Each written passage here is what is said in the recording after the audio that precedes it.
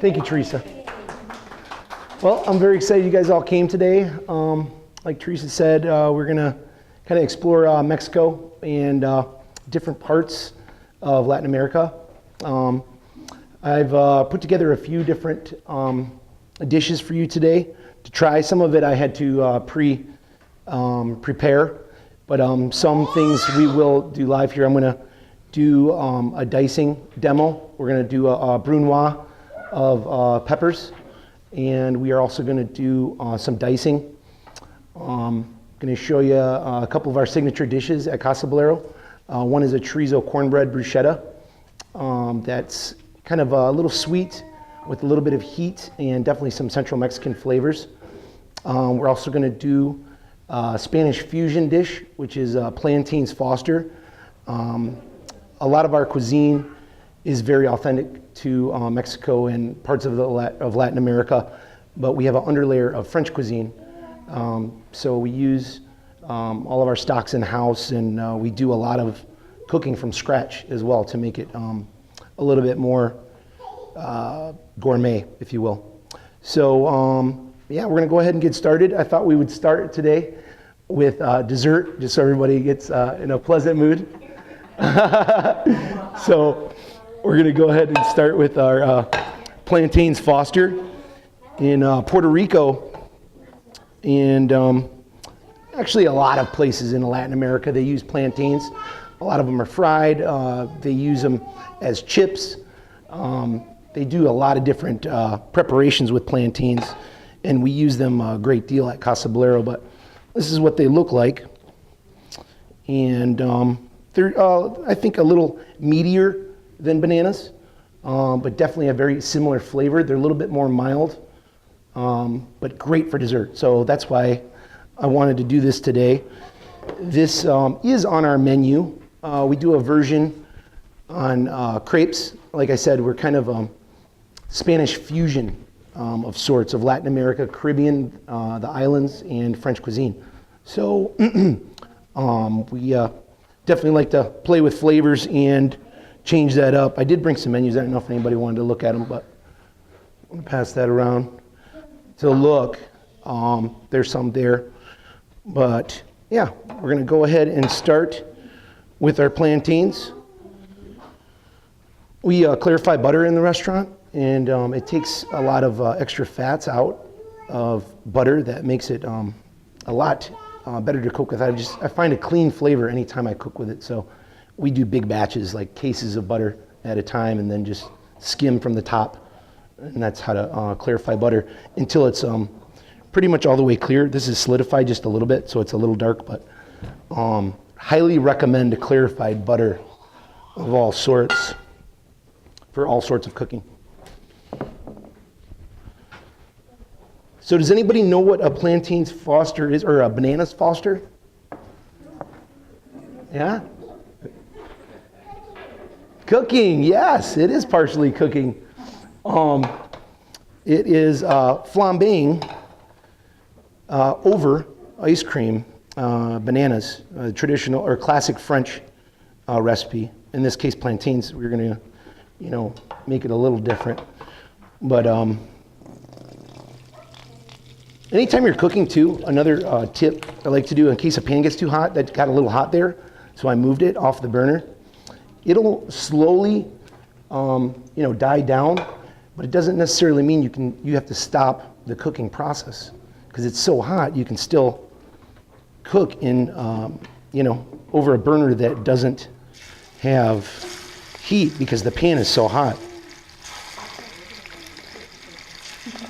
Anyway, kind of a little trick I wanted to show you guys. The ice cream that we're using today is from Hudsonville, which I hope some of you know. One of my favorites, I do like some of the other ones, but Hudsonville I think has a very, gourmet creaminess. I don't know, it's Michigan cream too, so I guess that's a big deal, I tend to use a lot of local Michigan products because of You know, the sustainability aspect, the quality of final product, the short distance it has to travel. So many good reasons. Also supporting, you know, Michigan as a whole, but our farmers and friends that we love in this great state. Anybody go to the Bank Street Market? Yeah? Yeah, it's super fun, huh? It's incredible where it's come from, I think, just over the past couple of years, you know. Wow. There's people making pizza out of trucks and food trucks and this, that, and the other today. There was never that, you know, even just a couple of years ago, I don't think. Maybe I'm wrong, but I think it's pretty cool. I like that Kalamazoo's developing into such a kind of a small, big city. I don't know. I think it's cool. All right, so now we're going to add some brown sugar. Again, you can do this just with bananas too. Really easy. Suggest them just right. But this brown sugar is for the caramelizing. So that sugar is going to really adhere to the plantains and really give it a sweet coating. As you can see, these ones have kind of browned over there. I don't know if you can see that. But that's kind of what you want, just a light toasting on the very end of them.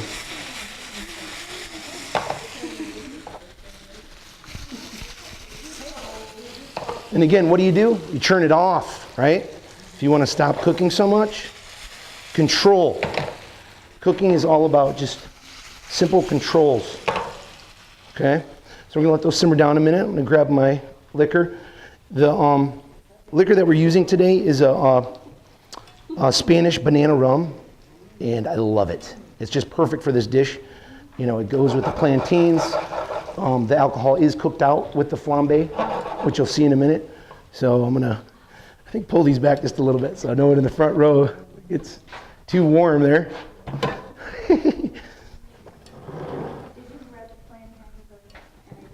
Nope. Nope. Yep. We freeze them because we get them in bulk. But nope. Yeah. They come in a little bit not ripe. They come in a little green, but yeah, after a couple days of sitting in the walk-in, they just get perfect. All right. So you judge the plantains like you do bananas on the ripeness of it? You know, the plantains take a little bit longer. That's why it's like another, you know, day or so. But bananas, yeah, pretty quick. I think a day or two, if I'm not mistaken. But okay, so we're gonna go ahead and flambe. I hope these flames don't get too high. No, I'm just kidding. They'll be fine.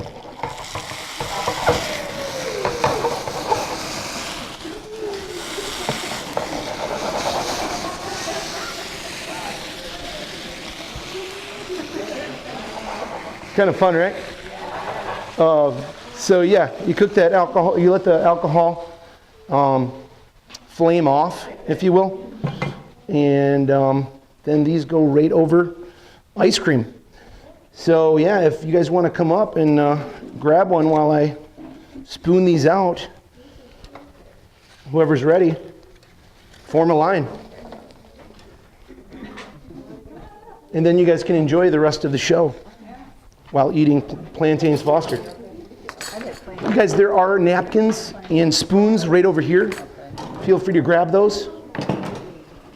Can I have a crunchy one? Sure can, yeah.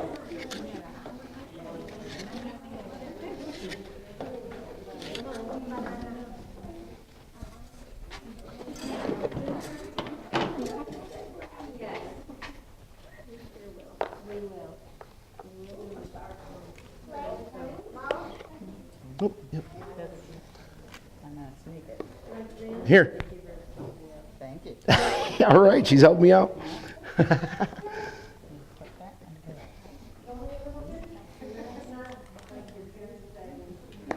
Oh, I forgot too, guys. There's this creme anglaise that goes really nice with those. If you want to finish with a little bit of that creme anglaise. The creme anglaise, guys, is a classic French vanilla sauce.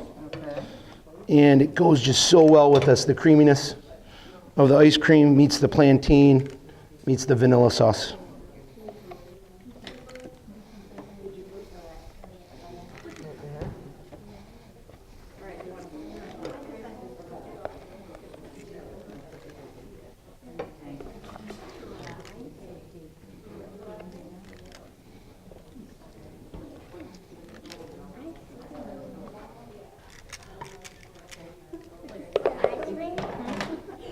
Oh, here you go.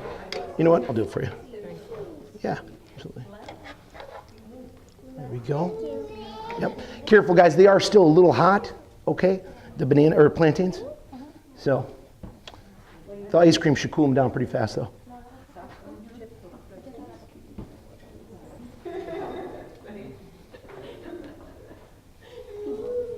Does everybody feel a little bit better now that we have ice cream? All right. That was my plan. You need a tray. There's a little one. Oh, here we He just go. has a little tray. Okay. I'm not quite sure about this. What kind of peppers are here, Chad? We have mulattoes. Yep. And then, mulattoes. God, I can't think. Is that Anaheim? Dry Anaheim? I think it's a dry Anaheim. And then, no. God, I can't remember. I'll remember. It'll come to me. We use like 9 different kinds, so.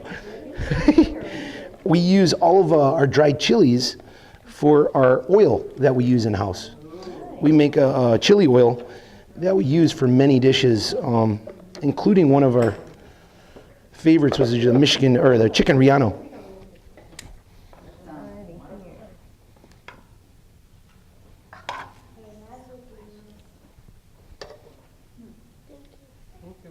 Mm-hmm.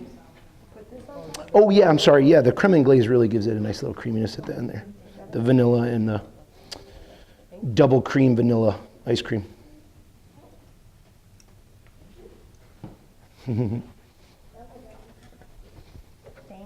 Yeah, no doubt. Absolutely. You want a little bit more ice cream? Yep. Yes, I do. If anybody wants a little bit more ice cream too, feel free to come up and get it as you want. It'll be right up here. Oh, perfect. Thank you. Did you get one or no? No, Oh, okay.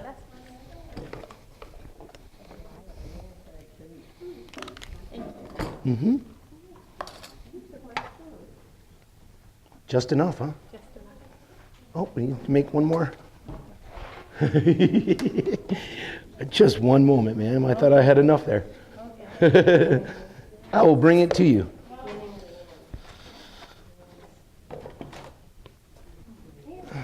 So anyhow, my idea of this is a fusion of Puerto Rican and French. That's what the Plantains Foster is. I don't know if I said that. But again, this is on our menu over chocolate mousse and Nutella crepes. This is right over that. And we make truffles and make our own Patron XO chocolate sauce that goes over the top. That's really nice.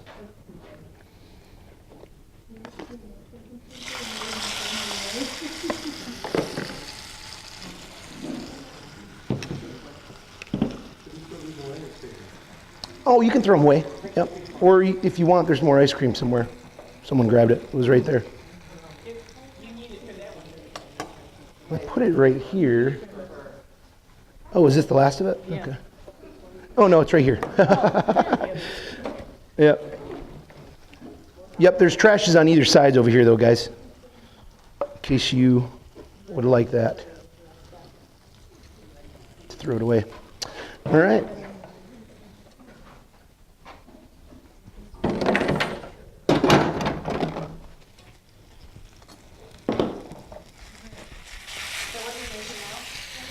I'm just making a couple more of these for a lady back there.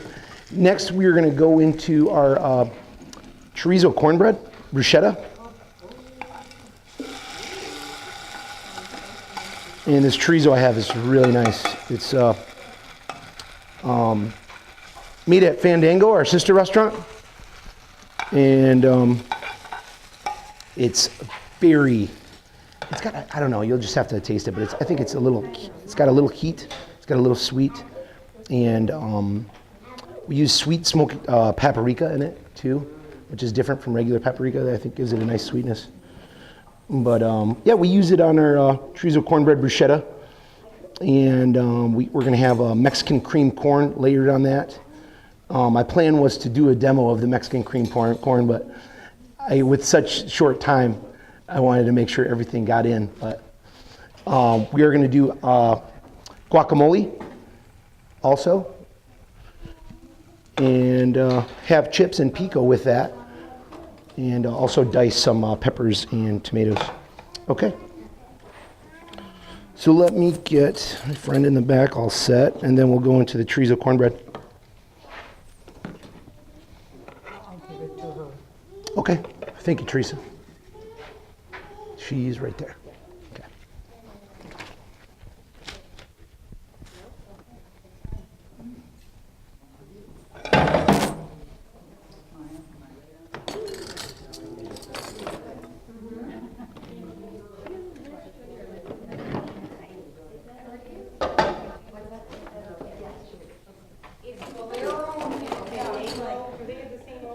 Oh, yeah, I'm sorry I didn't explain that. Adam Renault is our owner. He also owns Fandango, which is on the Kalamazoo Mall, right across the street from Taco Bob's, I believe, and the cigar store. Yeah, Chef Will Cantor is the chef there and is also, I think, quite amazing. Adam Renault is a man of the world and, man, really knows his Spanish cuisine as well as international cuisine, and that was his inspiration in the beginning for Fandango and Casablero, because Kalamazoo did not have a tapas restaurant, and I think it's just amazing, and I feel blessed to be with him. Are the cuisines pretty similar, sustained? We are different in ways. Chef Will doesn't do as much French cuisine as I do, but he definitely does international flair. He uses some different styles and techniques, definitely more Mediterranean, I would say, and Spanish. Mm-hmm. But yeah, we I think are definitely similar in a lot of ways too. We've done events together, and we've done dinners, and Chef Will and I are good friends. He's a really neat chef and a good friend. All right. Has anybody been to Fandango? Yes. Oh, wonderful. Yep, I love to eat there too. Hi. You want more ice cream? Is that what that means? Oh, okay. Yeah? You want to cook? Thank you. Look at that smile. That's so cute. Yay.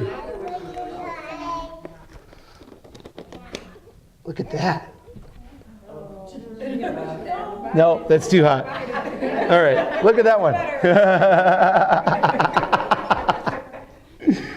Does anybody know what this is? That's a good point. Serrano pepper. Very good. Yep. I like to use those a lot more. I use jalapenos too, but Serranos I think have a nice mildness. They're not as hot, and you can really kind of control that too. Does anybody know what this is?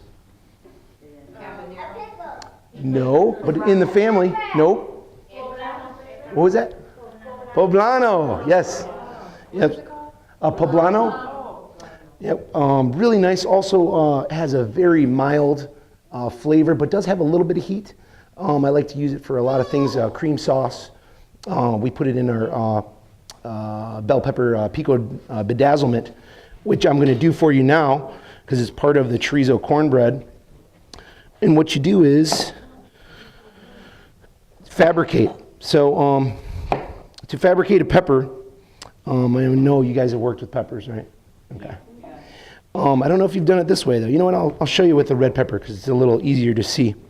But what you do is you go to the very edge of the pepper and cut off. You go to the very edge or the back end of the pepper. And then you look for the hole, find a hole or area, make a line and lay it on its belly. Then come all the way across the pepper with taking some of the flesh off so it's really a thin surface all the way through till you get the belly out. And then this, does anybody know what you'd use this for? Soup, yep. Vegetable stock. Yep, we do not throw anything away in our kitchen. We utilize all of our products. And yeah, we have containers in both kitchens that we save any leftovers from vegetable scraps or anything and use them for our veg stocks. But, you know, you're paying for the product. You might as well use it, right? Makes sense. So get as much as you can out of it. So anyway, what I'm doing now, I don't know if you can see with this in the way, is I'm squaring, you know, the flesh out, because what you're looking for is a final product of a square, dice. But it's called in French brunoise. And brunoise simply means a very fine dice. And it's a 18th by 18th by 18th, I believe, are the dimensions. But I don't know if you guys can see that, but you see how the flesh is like really clear there?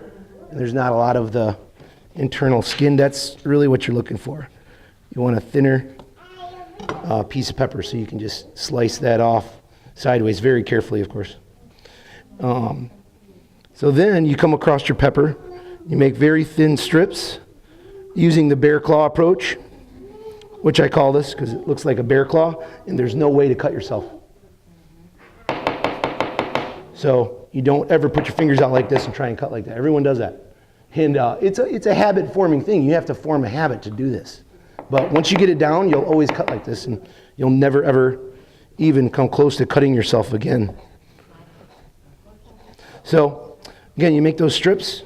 You turn them back sideways, come back through, and try to make as an exact of a square of a very fine dice as you possibly can.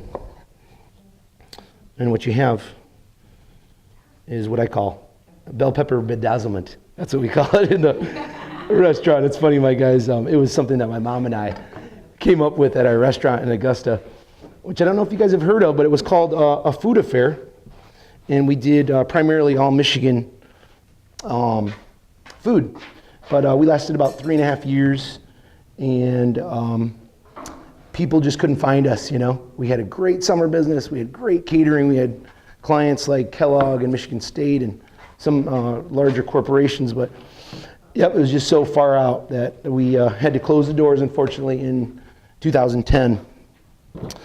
But, yeah, it was funny. My mom actually coined it, the bedazzlement, because we would put it on all the plates as a garnish.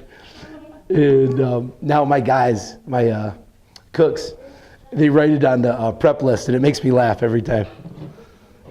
All right, so we got that. The chorizo is right here. Okay, and then we will go ahead and start this. So, has anybody had chorizo sausage before? Yeah. Very fun, very good. You know, it's a little fatty, but you gotta have a little good fat every once in a while, right? Is it pork? It is, yep. It is pork, yep. And it's seasoned. And Chef Will smokes his, so it's got a smokiness. But the sweetness is what I love about it. So we will go ahead and, yep, he makes his own, yep. And we would too if we didn't do so many other things. But yeah, we share products amongst the restaurants. We'll have guys running back and forth sometimes if either one of us are out of something or need someone to prep something. Or it's definitely a family affair when it comes to the kitchens and our employees, which I really like. You know, we're all very close, and you know, Chef Will has an expectation there. I have an expectation of my guys, Castablero. So it's fun, and we have good people. It does. It really does. And they care, you know. They're not just employees clocking in, doing a job. They care about what they do. They're trying to better themselves professionally as cooks, which I think is tremendous. And, you know, I love that. So you removed it from the casing before it came? Yep. Chef, God, what does he use? I can't even think what kind of casing he uses, but he cooks it in this state too, I believe. He does too. And he uses it as a link. Like he'll cut like sausage link slices off as well. But gosh, I use this in so much stuff. We use it as a topping on our queso in-house. We use it in our mac and cheese, which has smoked Gouda and roasted peppers, which I think is really nice. Also has Parmesan cheese, but people love our mac and cheese for sure. But it seems like most people add the chorizo, no matter what. It doesn't come with it, but they'll add it. That's kind of fun. What else do we use? Chorizo. People get it, you know, just on the side with their chips and guac, you know. Just a little fatty, but I love it. And chorizo's really used a lot more in Spain as well. Which we have a lot of flavors from as well. My last menu, we did a couple more dishes that were more inspired by Spain and things they use there, ingredients they use there, like saffron, serrano ham, manchego cheese, and a lot of seafood.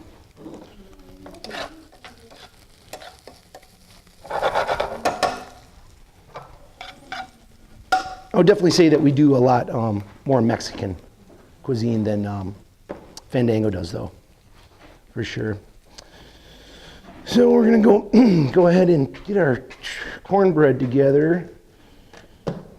Again, I'm gonna line these up just because it worked so well the last time. First, I better finish these. So we're gonna add our Mexican cream corn, which is really nice.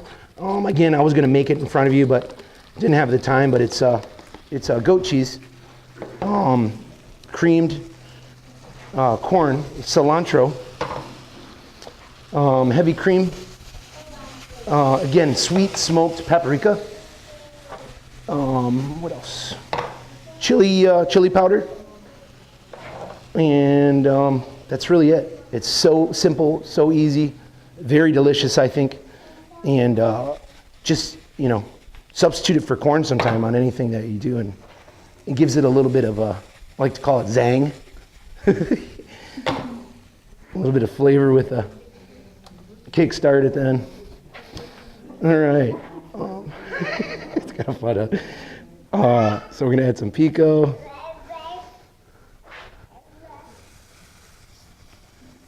Again, controlling the heat, right? Yep. Oh, yeah. Yeah, we make all of our pico, all of our guac. We do a lot of stuff from scratch. I want to say most of our food is 75 to 80% from scratch product. This cornbread in the beginning was, but then I found this product that is absolutely amazing, and it doesn't have too much synthetic product in it. So we went with it because we go through it, you know, 5 cases at a time, you know. So to make that would be, you know, not really as time consuming, and it saves us money, and, you know, we're in the food business. So the object is to make the money, right? But anyhow, it's delicious. I think you'll find that it's a very sweet cornbread. It has light subtlety chilies in it, but it's a great product, and I'm going to continue using it, even though we don't make it in-house. I still love it. I don't know. That's the one thing that I know. It sounds funny coming from a chef, but it's a great product. I mean, they just did something right when they made this. All right, so I'm going to line these up here. And we're gonna go ahead and try this again. I gotta heat up the sauce, and then we'll be all set. Oh, good question. It's great. We make Espanol in-house, which is one of the 5 classic mother sauces in French cuisine. And it is very involved. This is one I'm very proud that we do. We actually make all of the mother sauces in French cuisine, but we'll finish them with our own Spanish or Latin American twist, or French Caribbean twist.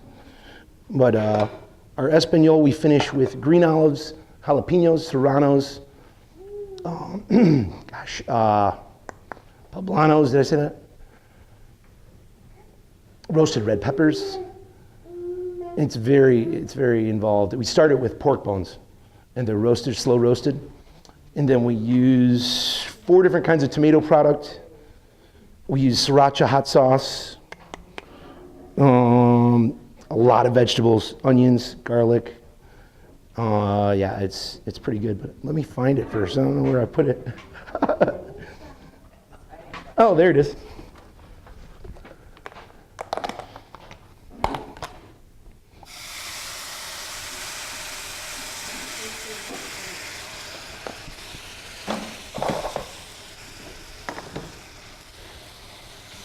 But it's very developed. You should find that, and when you taste it, you'll get a little bit of everything. It doesn't taste like olives, though. I know I said some of the ingredients that are in there, but it's such a amazing sauce that you don't necessarily taste everything that's in it, but everything comes together to make it wonderful. So I don't know if that makes sense, but it's the truth.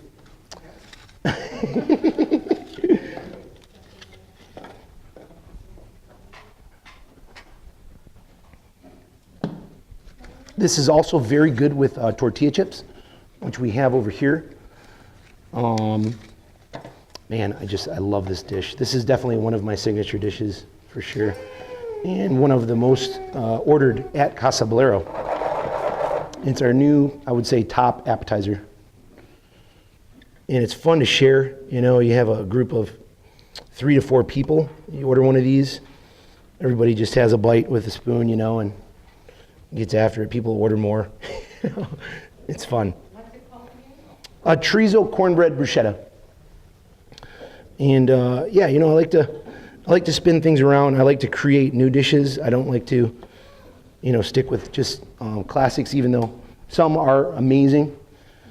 I think if you're a chef, you create your own food. So that's what I try to do. And you guys like to change the menu? We change the menu seasonally, so it's changed 4 times a year. We're actually, I'm glad you asked that. We are getting ready for a menu change the very end of October, and it will roll out officially November 3rd.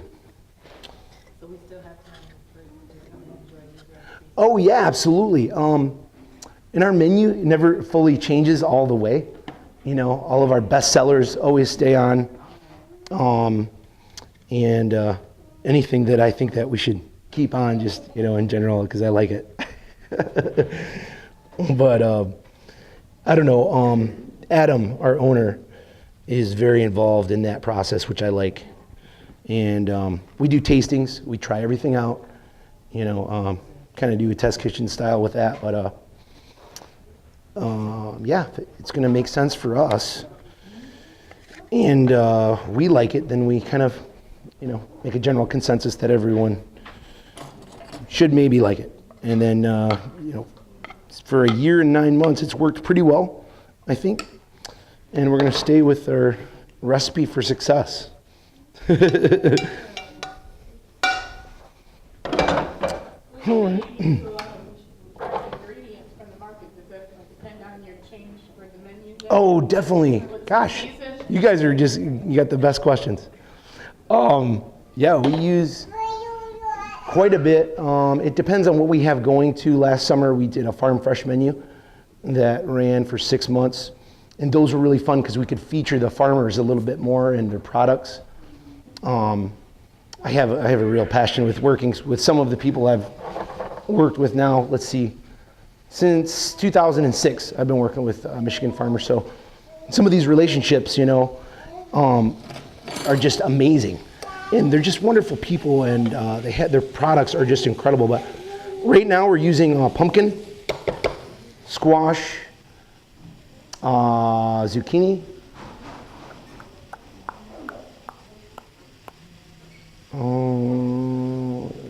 heirloom tomatoes just ran out. We just ran out of those about a week ago. Yeah, heirloom tomatoes have short seasons. They really did, didn't they? Depends on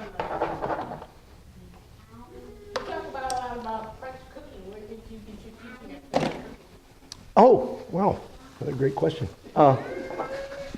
Grand Rapids Community College is where I was formerly trained. And it was amazing. Just amazing. Yeah, I've heard about their culinary. Yep. Yeah, oh man, I loved it. It's now called the Secchia Institute for Culinary Education. And an Italian ambassador with the last name Secchia donated a large amount of money to the program. And it's now better than ever. I think it's ranked now 4th or 5th in the nation for culinary education. But yeah, very proud to say that I went there and graduated with culinary arts, culinary management, and a baking and pastry certificate. And there's 3 master chef instructors that are still there that I still talk to and we're friends, they get excited when I talk to them about things I'm doing in Kalamazoo. It's neat. They even, I talked with them even when I was in Las Vegas and did stuff out there, and it was so neat to stay up with them because they're just, in my eyes, still the best, and they're my mentors, and they're some of them, are colleagues and friends now, but they're still the people that taught me to cook. So I highly, appreciate them, respect them, and love them in a way. You know if the local chefs are pleased about Kalamazoo getting a culinary arts program downtown when they do the new, If who was? downtown when they do the new, KDCC is going to do the culinary arts program. Oh, yeah. Downtown facility. Yeah, I think that's amazing. I'm on the board for KRISA, and we've been talking about that for a long time. And I think Lisa Strasbaugh is the one heading that up. But anyway, I think it's amazing, and I would love to do anything I could do to make it successful. It is going to be an academy, from what I believe. I heard right, and it'll be a certification for cooks. So they'll get a certificate, not an actual, accredited associates, but it'll be a certificate, which definitely will get them, a head above the rest in some restaurants. So I think it's a great thing for the industry. I think it's a great thing for Kalamazoo, and young kids and high schoolers that, not sure, what's going on, but I think it's great overall. I heard Western was gonna start something too. Anybody else hear about that? Yeah, I think they heard that Valley was doing something, and they were like, "Oh, we got to do it."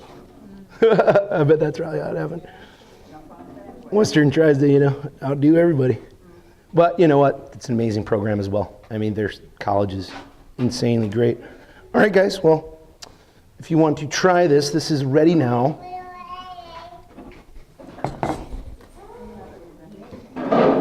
And there's forks right here.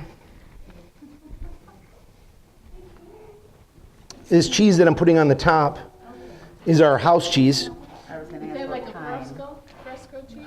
Nope, it's not. It's a blend of Monterey Jack, Jalapeno Jack, a new product that I'm using from US Foods, Habanero Jack, that has some spice to it. But yeah, we cut everything up and make our own kind of house cheese and add Spanish seasonings to it as well. Is your tamales homemade wrapped? Oh yeah, yep. We make our tamales 100% from scratch. Yeah. Oh yeah. Mm.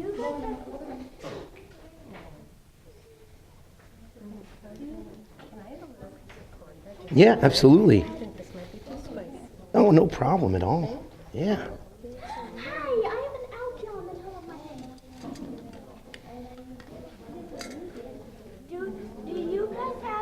more ice cream? We sure do. Somewhere.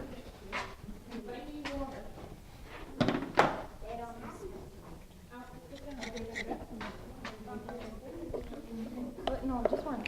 No. Let's go. Who wants ice cream? All right. There you go. You're welcome.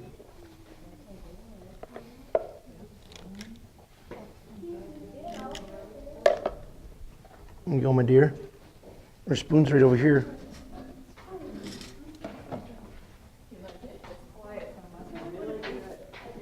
Any good, guys?